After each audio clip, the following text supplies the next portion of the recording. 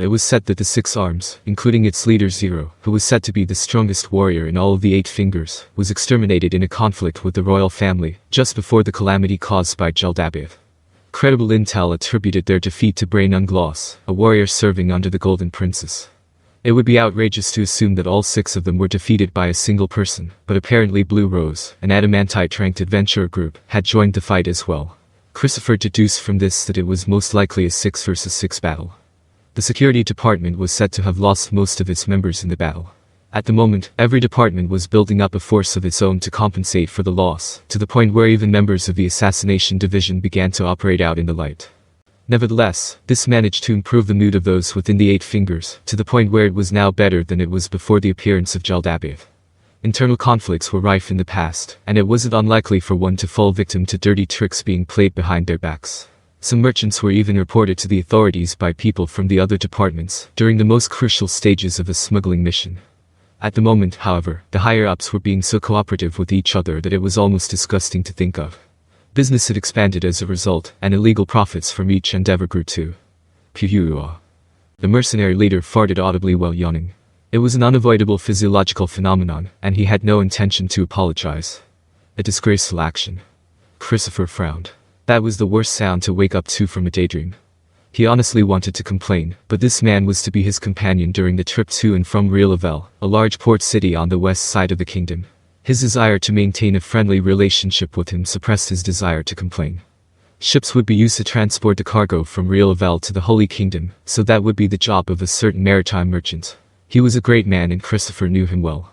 It came as a surprise to him that the man was also a member of Eight Fingers, but he claimed they were collaborating solely for the mutual benefits. Still, he couldn't help but worry. You seem relaxed. You don't think anyone's going to attack? Oh, I haven't gotten that stinging feeling, so no prob. Oh, you probably wanted to say that feelings can't be trusted, eh? Well, I understand where you're coming from, but you surely have also had moments when you thought this will work out fine, right? There are also times where you have had a bad feeling about something, so you try to plan for it, and it ended up being true, or something. Yeah, I've had those experiences. See? Our past experiences can function as our intuition. The mercenary leader spoke in a tone that didn't seem to match his appearances at all. See? Well, we're also flying the Sorcerer's Kingdom's flag. Only ignorant villagers turned bandits would dare attack such a caravan, in which case, we can easily take care of even 100 of them. What if it isn't villagers? Are you worrying about down-and-out mercenaries? Would they not be able to recognize the flag of the Sorcerer's Kingdom, the hottest of all topics? He shrugged. Experienced mercenaries are surprisingly well-informed. Those who don't even know of the flags of the countries around don't scare me at all. Looks like you're not buying it. Think about it, wouldn't it be worrying to not know which noble you're picking a fight with? You wouldn't want to get into trouble that way, would you? That makes sense. I'm curious, which nobles are the riskiest to pick a fight with? About that, for example, the famous ones like Caravan and Bulab. The likes of them have strong armies stationed within their own territories, and it'd be dangerous to bump into them. Well, they both suffered great losses in that war, so maybe they're not as dangerous as before. Still, shouldn't be careless. Blumers pays well, so I don't want to get on his bad side. Well, I simply just don't want enmity from any of the noble lords. But you're being backed by a criminal syndicate. Are you being serious? So are you, right? If I get into trouble with them, the big shots will just abandon me without a second thought. Same goes for you, yeah? Yeah. They fell silent and the mood began to feel a bit gloomy. They were reminded of the ruthlessness of the top brass, but there was nothing they could do about it as people who were part of such an organization purely for the profits. Perhaps there was a way of life for him that did not require any connections to the organization, but that wouldn't have led to him becoming the great merchant that he is today. Perhaps he would still have had to stick to smaller business deals to this day. The word if carried the connotation of an infinite amount of possibilities, but without a means to travel back in time, one must be satisfied by the present. Anyways, just don't worry, right? I get it. So what's the worst threat that we could face as of now? If the enemy were to use flaming arrows to try and burn down the caravan, burn, not rob, that would mean that we're getting involved in some greater conspiracy, a national problem. Or a rival organization's ploy. An organization that could rival the Eight Fingers. Is it even possible? Don't know. But even a rival group probably wouldn't want to burn the Sorcerer's Kingdom's goods, unless they're confident that no clues would be left behind. Personally, I think national conspiracies or ploys from the kingdom or other neighboring countries are far more concerning. We're probably under higher threat to receive an attack from those sources. If that's the case, then there's no point in worrying about it, huh? Right. Anyways, it looks safe for now. Don't worry, just sit tight. The caravan was soon approaching a forest. They could utilize that fact to estimate their approximate location. Christopher opened up a mental image of a map to confirm that they were indeed making good progress. He could finally relax.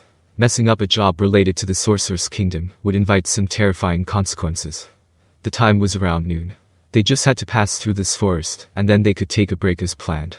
This wasn't a wild forest, it showed signs of being well maintained by men, so it shouldn't take too long for them to traverse through this place.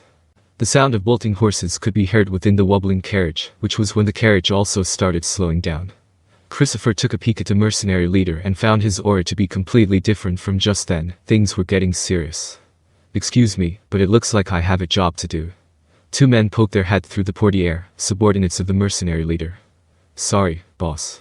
This guy said there are a lot of villagers hiding in the forests. The mercenary said as he turned to face Christopher. The one who he had referred to as this guy was their scout. Not bandits, but villagers. How do you know that? Yes. First is their equipment. They were neither armored nor armed. Many of them are using hoes as improvised weapons, not clubs but hoes. Even rocks could be weaponized, but hoes you say? That's odd. No, they metal hoes. I couldn't get a closer look, but they appeared to be made out of wood. Christopher, who had been silently listening in to the conversation, thought that it must have just been regular villagers who were returning home after working on their farms. Ha, really? Hoes. Is this a hoax? It didn't feel like that was the case. Send a few men to disperse them. Maybe we're being too cautious. The mercenary leader mumbled. The situation called for everyone to speak their minds, and that was probably why he was mumbling loud enough to himself for the others to hear. Probably. Excuse me, sorry for butting in on your conversation, but can I say something? Ah, that's fine. As long as it's constructive suggestions, we can never have too many of those. First of all, this forest is well maintained, a cultivated forest. People let their pigs forage here or something. Aren't they just here to round up their pigs? If that's the case, if we were to disperse them, it might seem as though we are trying to steal their sander of swine. We're flying the Sorcerer's Kingdom's flag too. If a rumor was to circulate that the Sorcerer's Kingdom is stealing pigs, wouldn't it be bad if that country found out? The mercenary leader sucked in his lips. Up to this point they'd had their safety guaranteed by the flag. They had the right of way through some of the cities along the way, and were treated with respect because of it, but now it seemed as though the grace of the Sorcerer's Kingdom had turned into shackles instead. To bring shame upon the Sorcerer's Kingdom would be to bring disaster upon themselves. That was why Christopher did not dare bring along any contraband for sale later on. You said there were a lot of them. How many is a lot? For a rough estimate, felt like there were around 50 men. I think that's too much manpower for simple farm work. What about you? He was the one to bring farm work up, but his parents were merchants too. Christopher had no experience raising pigs. No, I don't know if that's too many or too little. I have no idea how many people are necessary to catch a pig. Maybe they're here to plant more trees, or even cut down some. I heard there were also some types of farm work that require pigs or something. Well, if they brought hoes, then that would be more likely. Then, what about the noble of this land? Any tales of him working his serfs to death? Christopher kneaded his thick neck as he replied. No, I had seen him once in the past. He's pretty young but also highly reliable. His domain has also been stable under his management. If he was to learn more about the etiquette of the aristocracy and political strategies, he would have a bright future ahead of himself. Though he didn't know him well, they'd shared conversations back when Christopher supplied alcohol to some tavern in the capital that was being funded by the Eight Fingers. It was unfortunate that Christopher had not been given a warrant of appointment, so he had never done business with that noble, even when he had to pass through this section of road in his domain before. The lord here had potential worthy of Christopher's attention. In no way was he the type to mobilize villagers to attack caravans. From what Christopher could recall, there weren't many villagers in that man's domain who were hungry enough to attack a trade caravan, never mind 50 of them. There was a world of difference between him and the man introduced to Christopher by Helmus Signius. No, that man was simply unparalleled in his inferiority. Christopher couldn't help but suddenly tense up his forehead at the memory of being mistreated back then. Boss, even if they were to attack, there are only 50 unarmed and unarmored villagers. We should be able to defeat them easily. What are the chances that this is bait, and there are more soldiers lying in wait for an ambush? The two mercenaries looked at each other upon hearing what their leader said. That's possible. Should we scout out our surroundings? If so, we'll need some time. Better safe than sorry, dude. Please don't take too long. If we deviate from the plans too much, I would have to march an army of wagons through the next time around, to make up for the time we lost. Understood. Just take a look around and return as soon as possible. The scout gave a nod and ran out. After around 10 minutes, he returned to report that other than the 50, there did not seem to be more waiting in ambush. They arrived at the conclusion that they must be there for farm work and continued on their way. Not even 5 minutes had passed before the carriage stopped again. "Patron, I do apologize, but can I trouble you to come out for a second? The villagers have blocked our path. If they had any malicious intentions we would have just rushed them to scare them off, but they seem to be indifferent, lethargic, or they just don't look right. So I was hoping that you could come out and talk to them. Of course, your safety is our #1 concern, so we prepared this shield for you." To tell the truth, Christopher really wanted to decline the mercenary's request. He did not believe in his own abilities. After all, he had avoided any and all violent confrontations throughout his life. But this wasn't something he could ignore. If they were to be embroiled in a dispute over what happened today, it could cost Christopher his access to this road. In that case, it wouldn't just impact him, but possibly also his children who will inherit his business. "Yeah, let's go." Christopher and the mercenary leader stepped off the carriage together and walked towards the front of the entourage. They were escorted by mercenaries carrying a large shield known as a tower shield, which could cover half of his body during the negotiations. Furthermore, they were also followed by halberdiers who were there as a deterrent, and archers who hid in the forest. Of course, the mercenary leader was also there.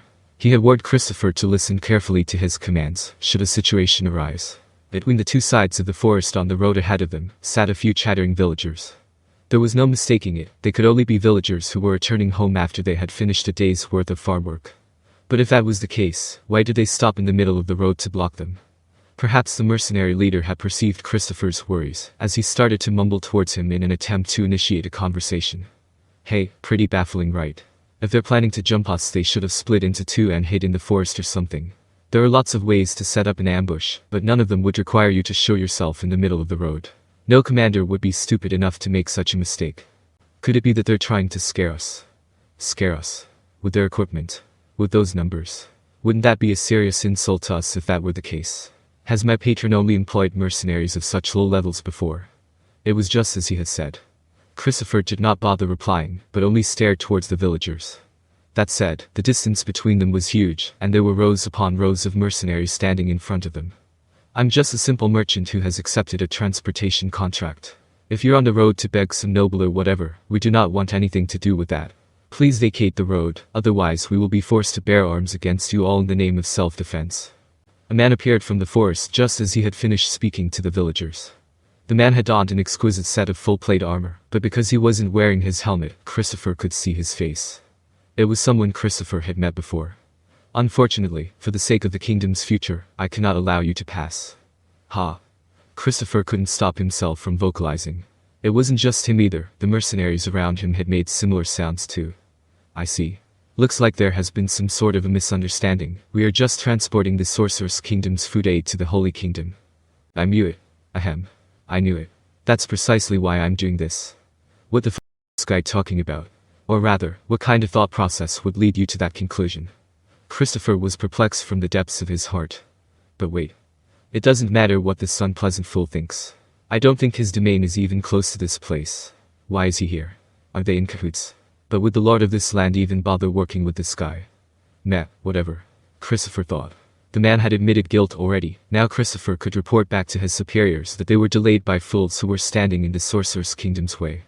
It shouldn't even be a problem with the kingdom or the Sorcerer's Kingdom if they were to kill them all. Just as he was about to motion to the mercenaries around him to slaughter them, he felt a strong feeling that he shouldn't. The man they called Philip is a nobleman who has the backing of Helmus Signius. Christopher, who was humiliated and had to hide his anger beneath a fake smile back then, was told that though this man was moronic, he still had value, so it was best to just ignore his own humiliation. Would it be such a good idea to kill a valuable pawn of the 8 fingers? Speaking from common sense, there'd be no way a local noble would attack a caravan that was flying the Sorcerer's Kingdom's flag. Everyone should know that it would just invite the Sorcerer's Kingdom's wrath and spark all-out war between the nations. No matter how dumb a noble may be, they certainly wouldn't do something so brain-dead. If that was the case, what would his reason be to undertake such a task? Plus, if he was trying to pretend to be a bandit, he would at least cover up his face. I can't understand his reasoning. No matter how stupid someone could be, they should at least know that they should be concealing their identity in this situation.